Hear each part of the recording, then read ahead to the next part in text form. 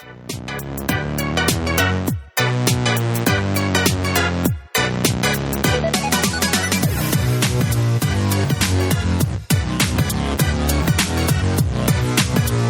welcome everybody to another episode of Chris and Dave's Reality Cast. I'm one of your hosts, Chris Phelps, and my co-host, a very good friend, is Mr. Dave Horrocks. Hey there, Chris. I'm so excited. It's that time of the week again where we're covering Temptation Island Season 3, Episode 2.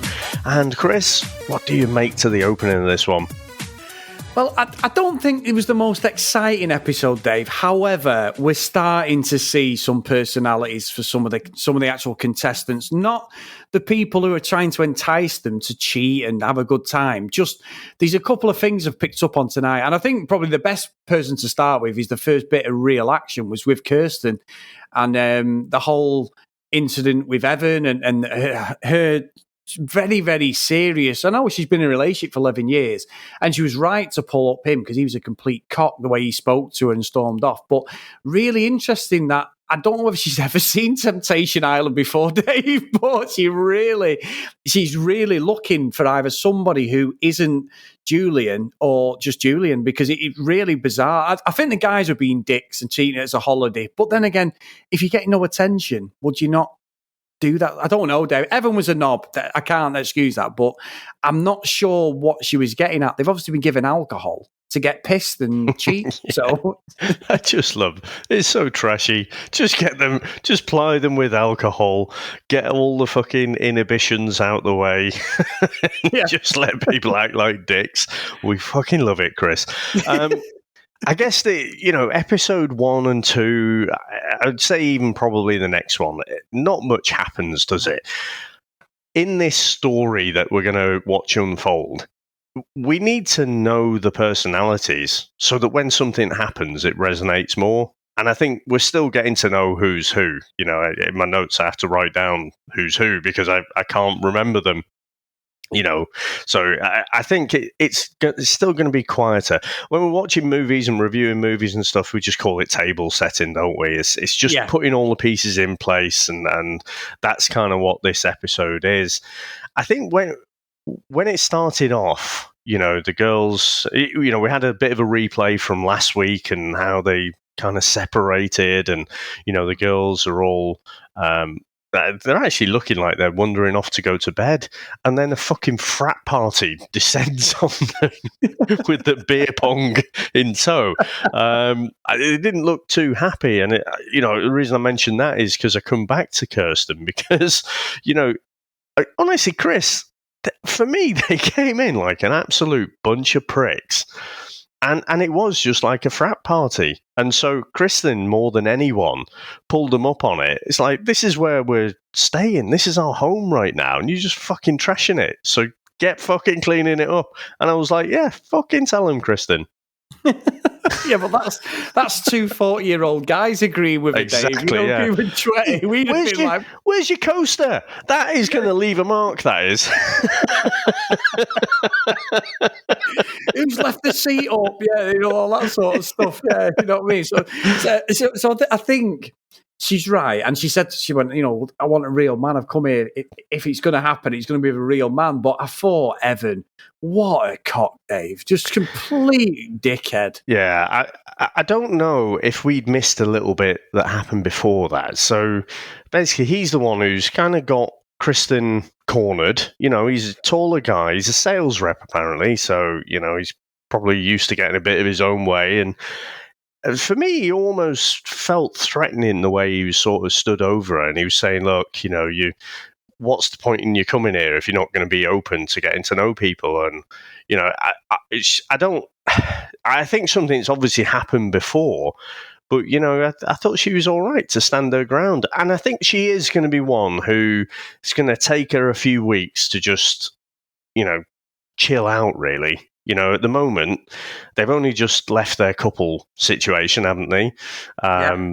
You know, and obviously it's going to be really uneasy for at least a few days, I would have thought, and just getting used to this environment where you got all these testosterone fuel blokes who are trying to fucking jump into bed with you. It's like I say, just I thought the frat party atmosphere was a bit off-putting, to be honest. I thought it was too much. So I could see where she was coming from, being a bit standoffish. But then he just turned full-on prick, didn't he? You know, he was like one of those typical guys. Because she's not interested, he fucks off, and then he's moaning to the other guys, and it's like, oh, whatever her name is, kind of thing. He doesn't even have the respect to fucking, you know, he's moaning on at her about being open, doesn't have the respect to remember her name. So, yeah, I think he's an absolute tool, Chris, and don't care to see any more of him on the show. No, I agree, Dave. And talking about tools, Dave, it was almost as if you lined me up for that. I'm not liking Thomas, Dave. I think he's a complete bellend. You know, we flicked to the guys' villa, and Thomas has a snapper at the Latino-looking girl who basically says to him, "You're supposed to be a, you know, is there something outside your relationship?" I don't think she was too thingy. He was pissed, very aggressive. Me and Sam were laughing when we watched it together. His hair dye is getting a lot lighter, Dave, as the show goes on. He's going to be as grey as me, I think, by the end of this series. But I don't like him. I really don't like him. And I know he was trying to paint up. What's the bloody name? He's trying to paint up Chelsea. Chelsea really clingy. Said, "Oh, I was networking and I just got this girl's number in front of me." And you know what, Dave? I think she's right, because I think he's a complete fucking cock, and I think that he does do that sort of thing in front of her to wind her up. I don't care whether he says it's networking or not.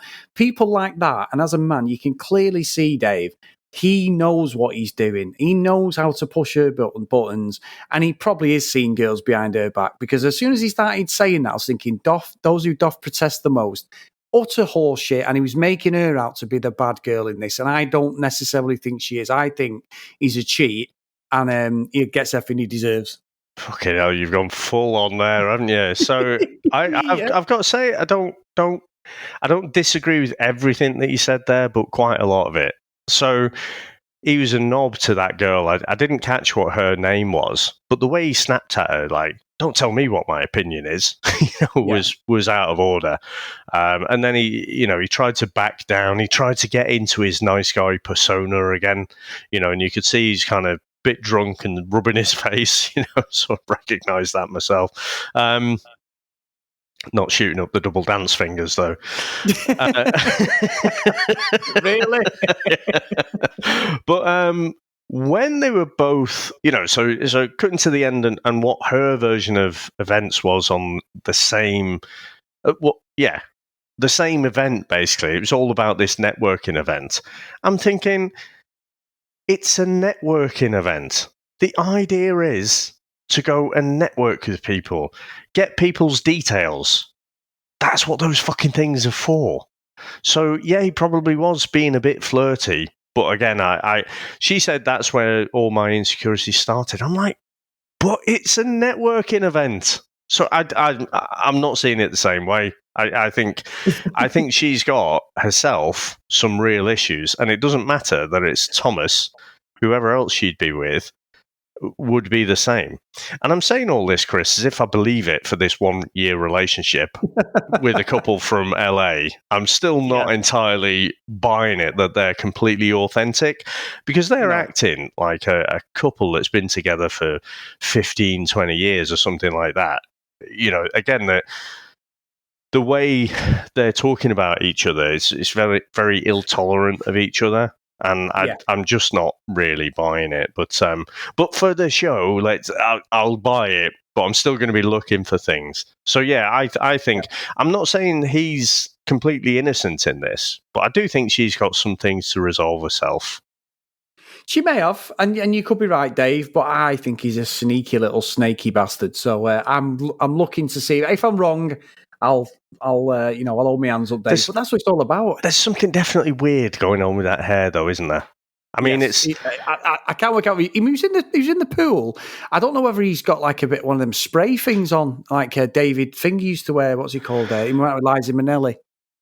I don't know, but I remember, when the infomercials first came over here, you had the American infomercials, and they were showing on different channels. I haven't noticed many, in later years, but you used to see like an infomercial for Jack LaLanne's juicer. Do you remember that? I just remember that one. But there was one where basically they had a can of spray paint or something, and then they'd be spraying it on someone's bald head. That's it. Yeah, that's it. That's what I meant. What's he called? I saw David. He was Michael Jackson's best mate. He died a couple of years ago. I saw him at York Races about 6-7 years ago. He was on Big Brother. Oh, what's his name? Liza Minnelli's ex. Oh, that's going to do me head in now, Dave.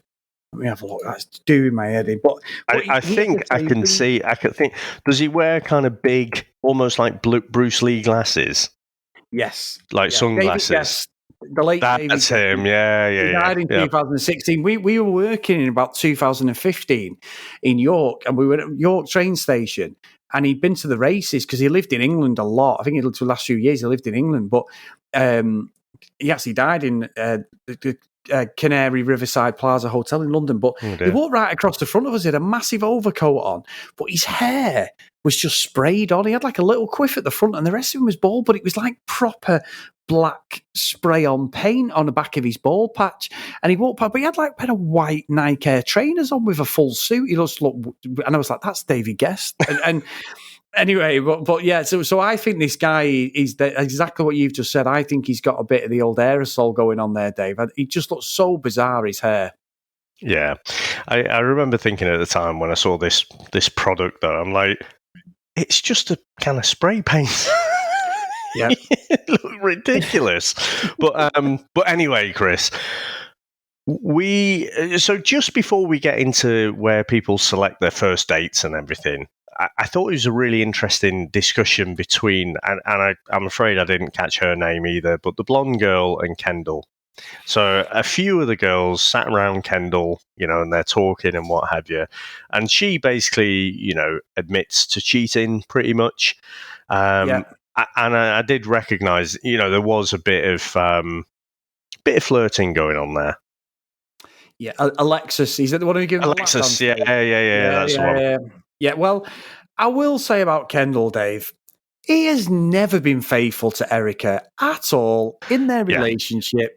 Literally one word from Erica out of place and he is going straight out and hooking up with a girl. He's probably the worst on the show I've seen so far. He is not faithful to it. He's got no respect for that girl. And until she puts a full stop to it and stops going back to him, he's going to keep doing it, Dave, because he treats her like shit. And I don't believe that he's never cheated on. I'm sorry. I was like, come on, mate. Yeah, I don't think... it's very sad, actually, because you see Erica and she seems all in. But I actually think she's been gaslighted by him quite a bit. Yeah. I'm of the same opinion. I don't think he has any respect for her. And it's just really quite sad. And the thing I love about this show is how they pick out some of the worst moments from the week. But it seemed like he had a real showreel thing going on there because there was lots that they didn't show that they could have showed, and it would have really upset her. But he's definitely, got a thing for Alexis. Is Alexa? Alexis, it must be, mustn't it? So watch this space with that one, and he wasn't rushing away, was he? While she was grinding away on him.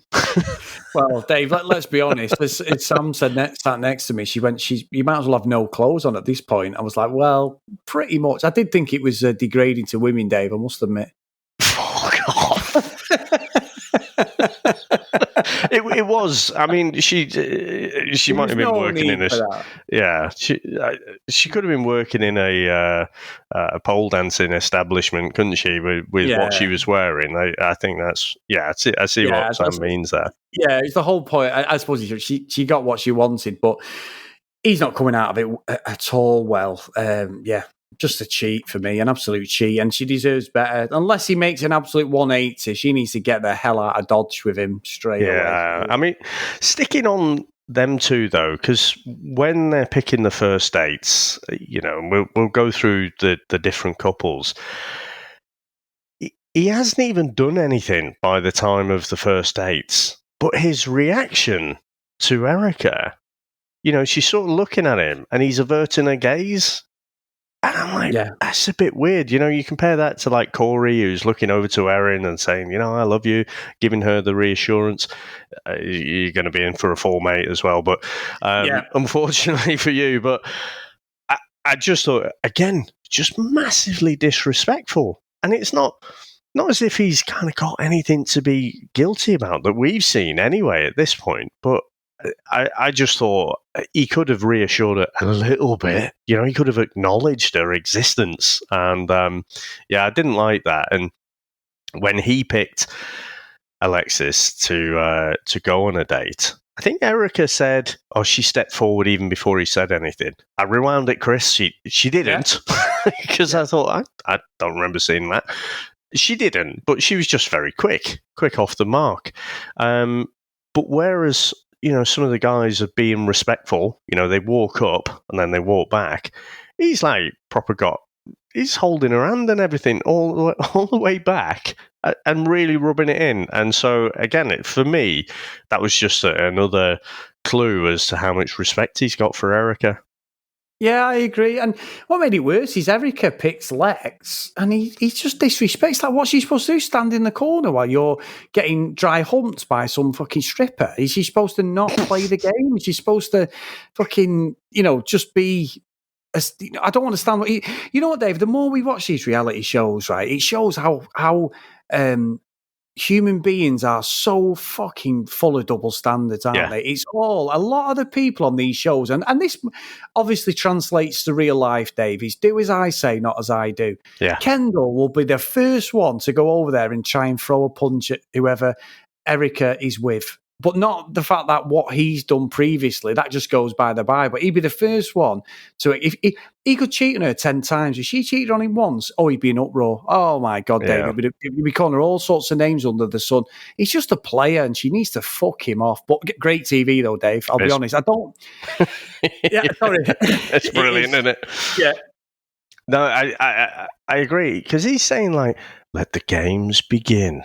In a really kind of calculated way. And it was like you said, what exactly is she supposed to do? She's got to pick someone. Exactly. That's the name of the game. Unless she walks. And the thing is, she would probably walk and he'd probably still stay there. Oh, he would. He absolutely would. I don't know what his motivation for coming on the show is. But, yeah. Well, actually, I won't spoil what he says, in the clip on the bonfire, actually. We'll tackle that a bit later. But, for me, there was a clue there that he hasn't come out on to sort of figure things out. And, with Erica, I think he's just, it's an excuse to get a better deal.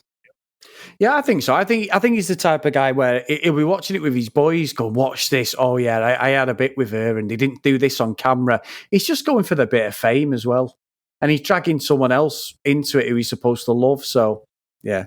He'll get his just desserts, Dave. Karma always comes back on people. Yeah. No, I agree. So, Corey, he went and picked Nicole. So, she she looks quite similar to Erin, doesn't she? She's got the pale complexion, the long blonde hair, and Erin's kind of like, oh, she's cute, sort of trying to mask her own jealousy.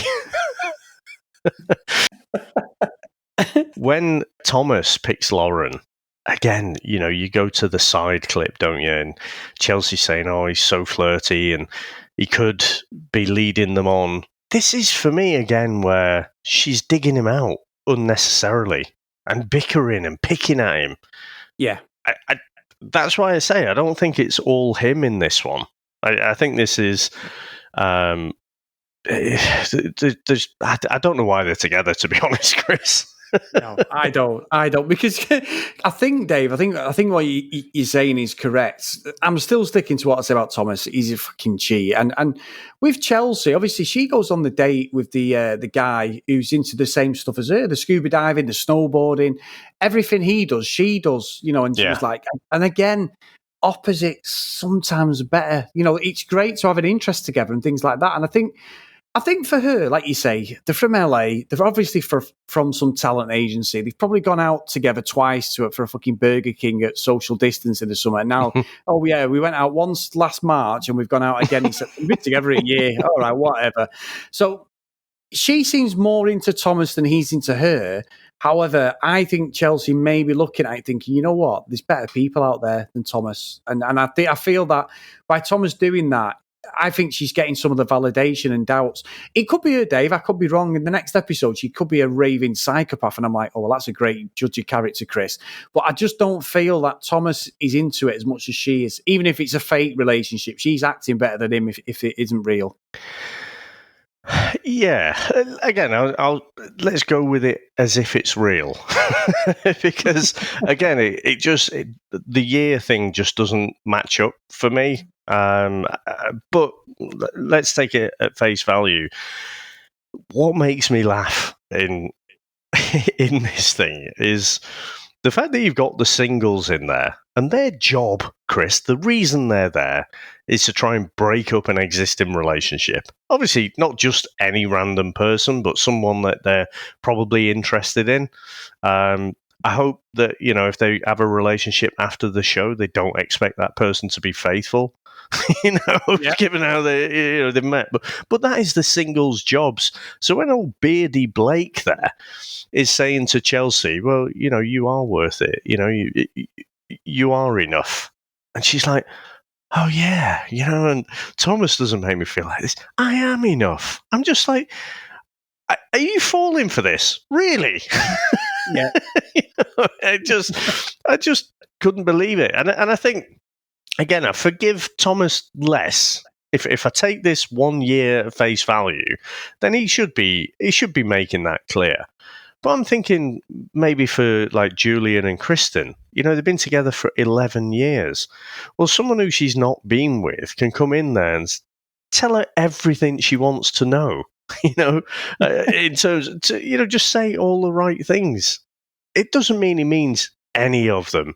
And so I'm not really buying into old Blake there, but I think I do think Chelsea probably needs some kind of external validation from someone that she's just not getting from Thomas. And the fact that he is outgoing and flirty, that just plays on her existing insecurities. Stand by what I said before. I don't know why they're together. I don't give them much chance at all. But they're kind of almost resentful of each other. They're both pointing fingers in the other way and saying, this is all about you. To me, they're just completely incompatible. But I did think it was a bit of a setup, not in a fake way, but, the fact that when Chelsea was talking to Blake, and they were both saying, oh, I'm really adventurous and, I really like scuba diving. Oh, I like scuba diving.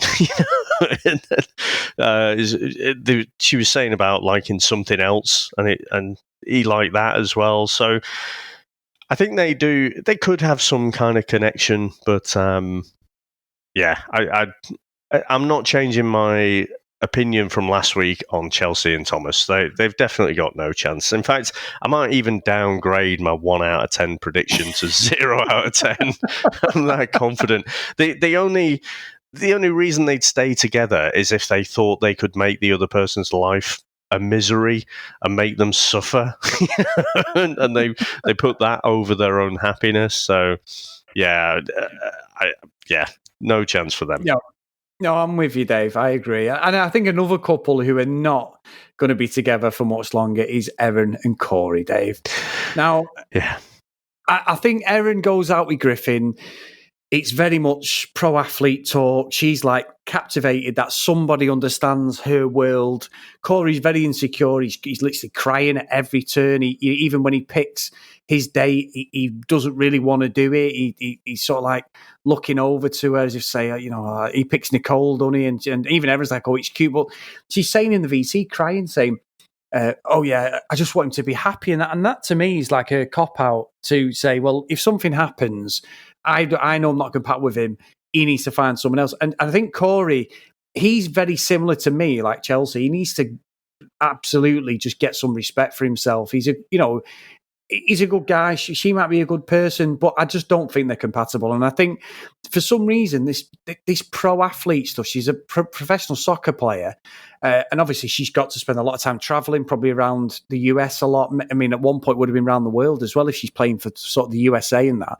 But I don't know what it is. There's a massive hang-up, and it's almost that weightlifting one where you'd get like the lady who's a bodybuilder or a power lifter, and the guy's there trying, or a fighter, and they've got to try and be the same as them. And it's like a masculinity thing. So I don't know whether he feels inadequate in that way. I don't know. He shouldn't. You know what I mean? He's nothing, should be nothing to do with that. So he's got a lot of hang-ups. However, I just don't think they're compatible at all. I agree with that last bit. I think the reason he's got hang-ups is because she pretty much tells him. And you know what I thought of that, about that conversation with Erin and old Griffin there? I just thought, fuck me, this is a boring conversation. Yeah. I mean, we talk about soccer all the time. I was going to say footy or football. We'll call it soccer for the purposes of this. And we talk about like what's going on with the teams and things like that. But they were talking about themselves and, playing in this, that, and the other. And I don't know. I just found it very, very dry. It's interesting, isn't it? Because we've got two examples there. So Chelsea and Blake and Erin and Griffin, where they're looking for a mirror of themselves. And I don't know how I feel about that. I kind of feel like surely having different interests is a good thing. I don't mean, one of you's going to be really into rock climbing and the other one, is trying to do a Netflix marathon every weekend. I don't mean that kind of difference, but to try and find someone with all of the same interests and hobbies as you, I'd have thought that had got pretty dull, wouldn't it, after a while? But honestly, I don't know how I feel about that. It's not something I've thought ever, that like, I need to find myself a partner who likes all the same things exactly that I do. Well, put it this way, Dave. You're right. If I was on the market, I'd be looking for a gamer who loves Manchester United, loves wrestling, the UFC, and that's probably it. Then now there's a small window there, Dave. If I was single, that's a small window to fucking narrow them down.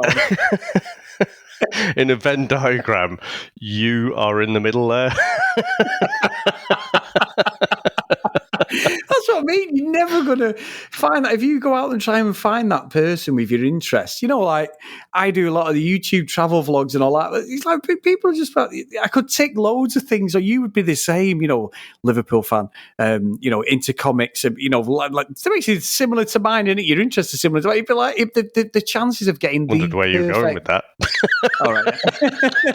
Well, Dave, maybe we need to have a chat about this, but but it's true, isn't it, that you have to have common interests, because when you get with someone, you have to have that compatibility physically, mentally. You have to have that compatibility, and there is stuff that you'll do together that you enjoy, but there's also stuff that you think, I just want to do my own thing, and they would do the same. So you have to have different interests, and I just think that as a professional athlete, it's a small window, Dave. And I've never heard of her, and I know quite a lot of the women who play professional football. Not every single one of them, but I couldn't say I've really ever seen her, and I've watched quite a lot of the women's soccer and that. So is she like lower leagues or something? I don't know. I know professional, you're earning a living off it. So she's earning a living, great, good on her. But it's only a short window, football. You're only at the top for about 10 years usually. It's very rare players will go 15, 20 years, Dave. And the women's games is growing. So I don't think necessarily Erin is thinking outside other than what's right in front of her the next year or so, something like that. I don't know. To be fair, I think the only women's footballer that I could tell you off the top of my head is probably Alex Morgan. That's one. I'd never heard of her. I can't remember from episode 1. Is she actually a professional, or does she just, is it like Love Island, Chris, when they come on and they're a model, but they work in care or something like that? They've got a real job, and then I'm a model.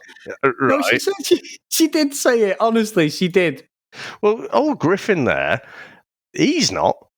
And he's not a bloke who's past his prime, is he? He's not had a career. No. He's clearly played a bit, probably better than us, probably a decent level. But, it seemed like he'd already given it up. Yeah, true. I'm sure she said it. I'm sure she did, honestly. Yeah, I just took her as a decent soccer player. But that she did do some travelling around. She ended up in these parties and stuff. She has to be kind of outgoing and that. But yeah, I don't know if she's professional or not. But what did you reckon to the boat party, Chris?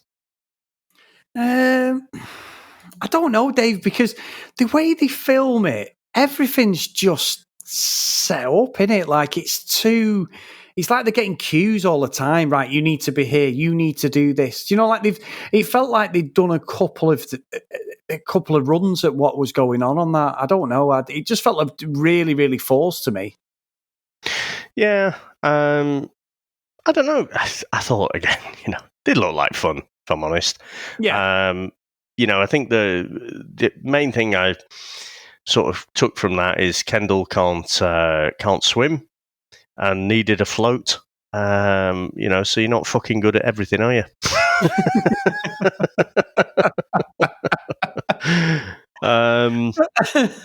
Very good, Dave. Very good. What else? And then sort of, yeah, we just got some interaction again. We saw him spending more time with Alexis there because they kind of had this group date thing going on, didn't they, on the boat party with the guys? Yeah. So, yeah.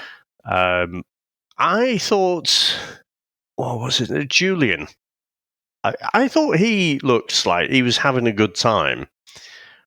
But I think the only person I'm picking up real I am here to cheat vibes from was Kendall in how he was behaving. I think you might not be off with Thomas, although, if he really was, he wouldn't have maybe snapped the way he did earlier. I've been surprised because from episode 1, I thought Julian would be one of the first to go. But he's not really...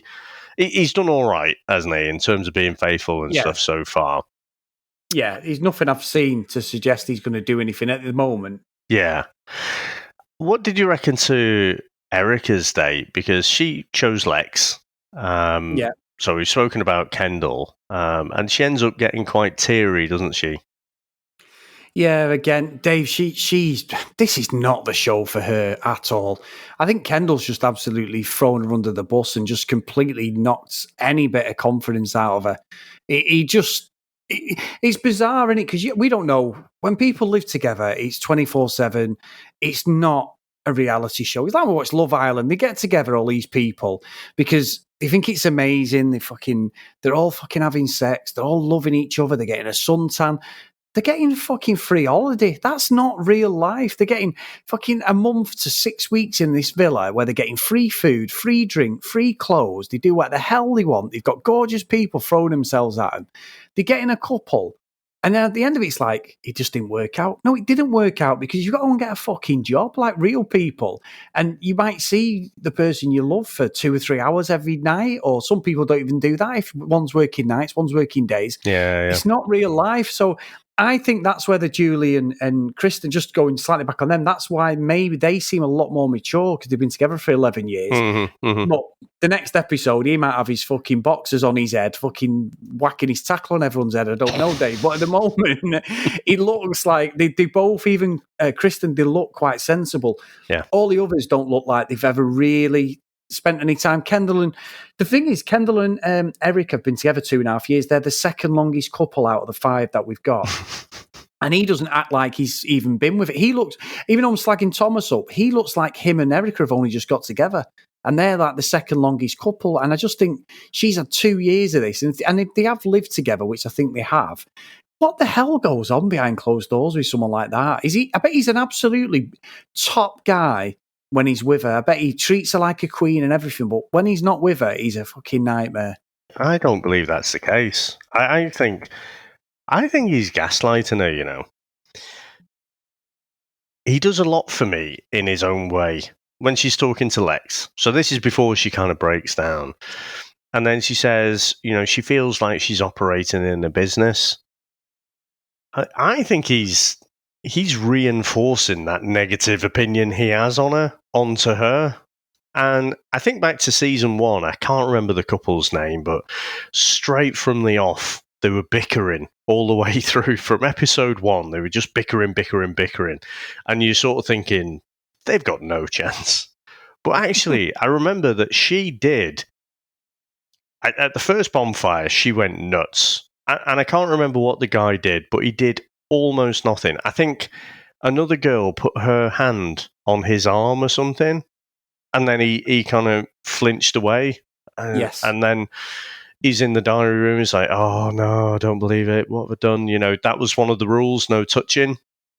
So he's beating himself up, and they deviously show that clip. And so she's saying, right, I'm done. And I'm thinking, this couple have got no chance. And then they end up doing really well, you know, and she genuinely grows, and that couple stay together.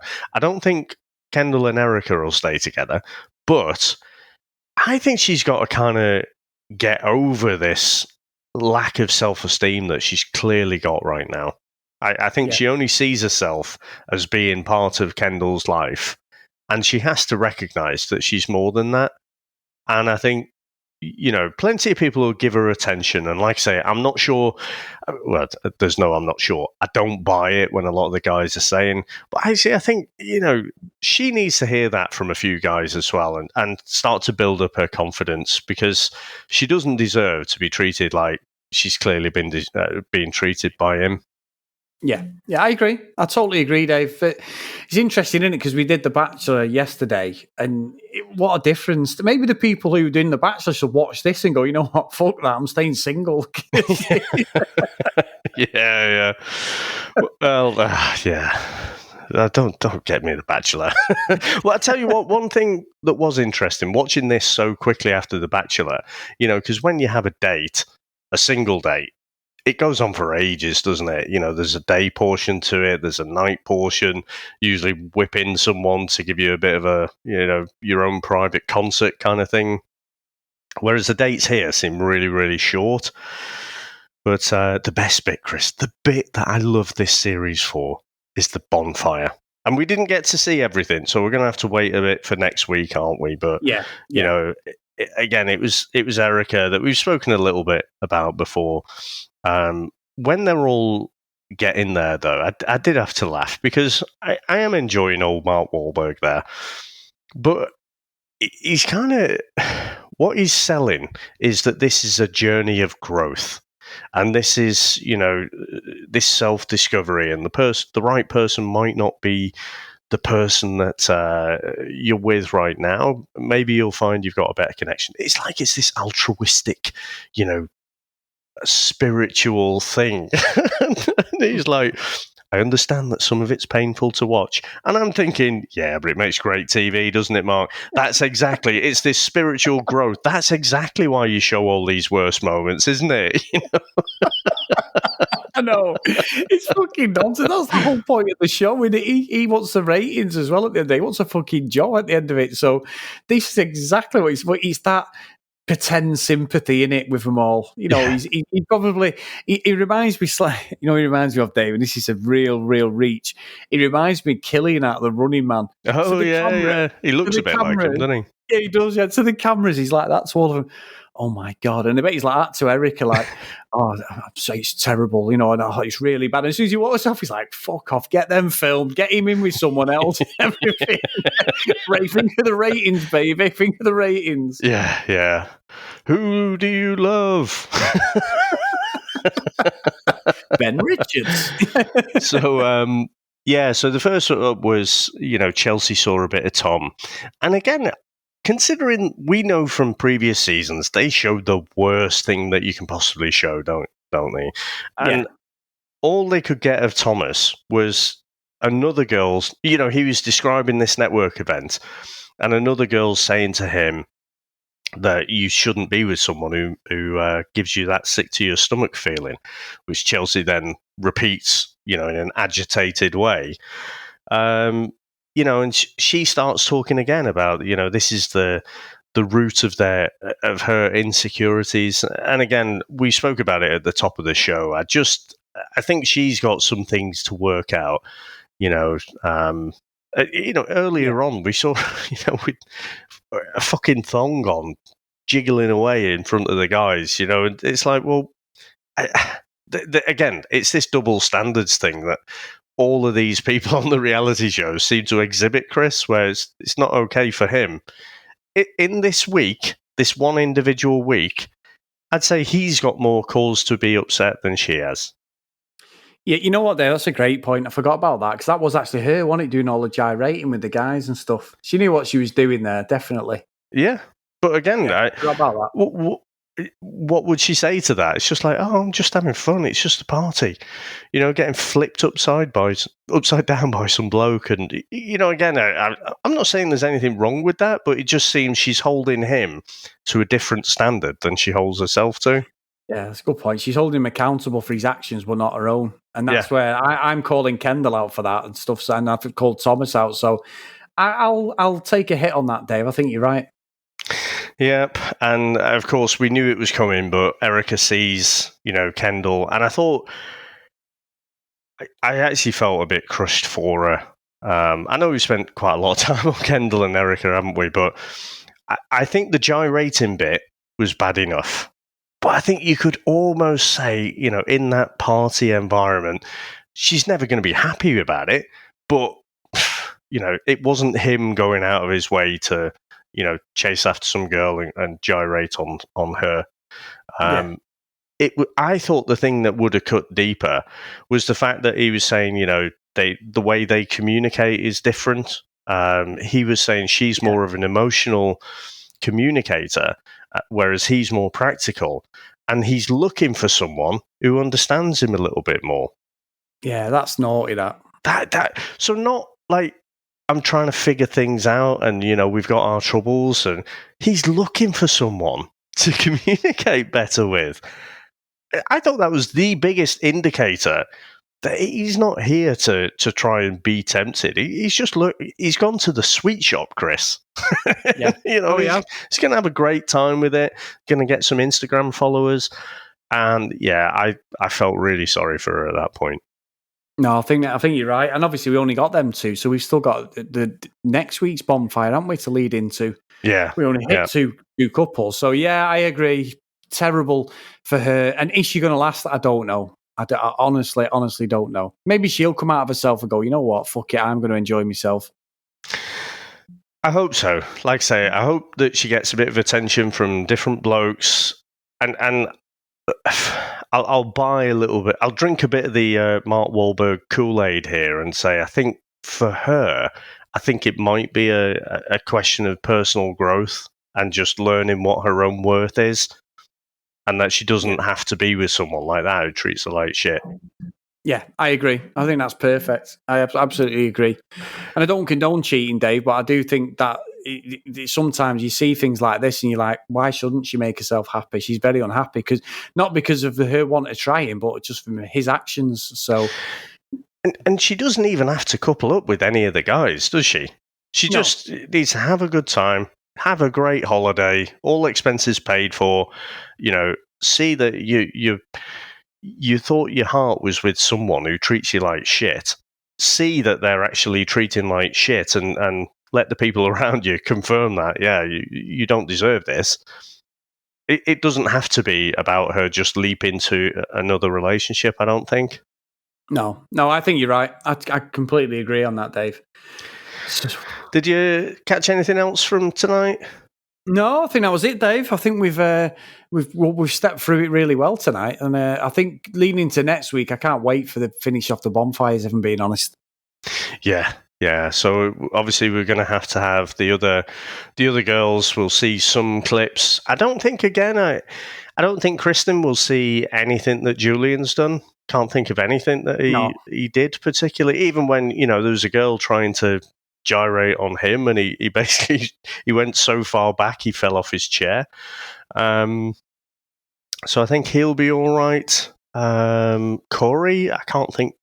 The only thing that I can think that they might show of Corey is just how upset he was, and chatting to the other girl, because he seemed to go through a low and then come out of it a little bit later on, didn't he? So I can't see anything really incriminating with him.